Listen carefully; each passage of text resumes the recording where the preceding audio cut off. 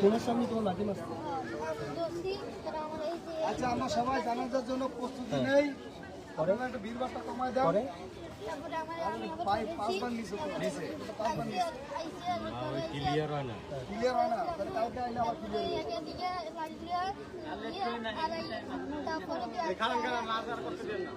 এটা কি রক্ত, লাল রক্ত? প্রিয় দর্শক, আসলে দেখতে পাচ্ছেন এখানে অনেক মানুষজন জড়ো হয়েছে। তো এখানে জানাজা এখনই শুরু হয়ে যাবে কিছুক্ষণের মধ্যে। তো দেখতে পাচ্ছেন এই সেই সন্তান। তোমার কি রক্ত? এটা রক্ত কার? তোমার মার রক্ত লাগছে? কয়টা বাজে ঘটনাটা ঘটছে?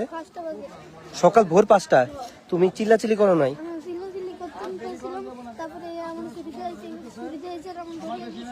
ধরে গেছে।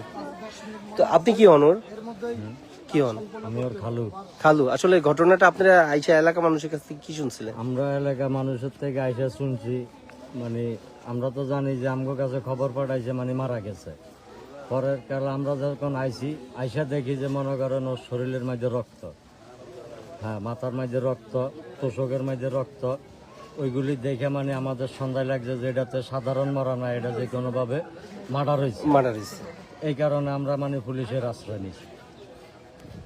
বুঝতে পারছি। আর যে ছেলেটা মারছে ও তো মাদক আসক্ত ছিল, তাই না? হ্যাঁ, ওই মাদক খাইতো, মানে সব নেশা ধরনের জড়িত আছে।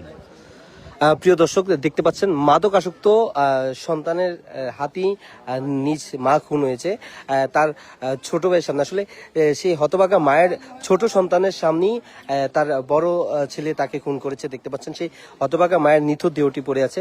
আমরা এখানে দেখছি আসলে লোকজন জড়ো হচ্ছে, কিছুক্ষণের মধ্যেই জানাজা অনুষ্ঠিত হবে। আর এখানে দেখতে পাচ্ছেন সেই ওনাদের বাড়িরই লোকজন আছে। ঘটনাটি ঘটেছে চাঁদপুর বালিয়া। দেখতে পাচ্ছেন এখানে অনেক লোকজন আছে। আসলে এলাকার লোকজনের কথা হচ্ছিল যে ওই ছেলে তো আগে থেকে মাদক আসক্ত ছিল।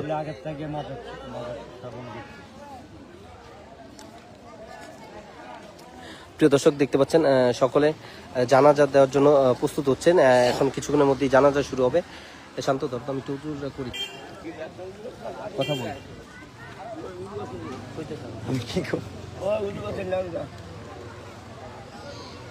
তো আসলে আমরা এখানকে আরো লোকজন আছে। তো ভাই, এই ঘটনাটা আপনি কিভাবে নিচ্ছেন যে একটা মাদক আসক্ত ছেলে তার মাকে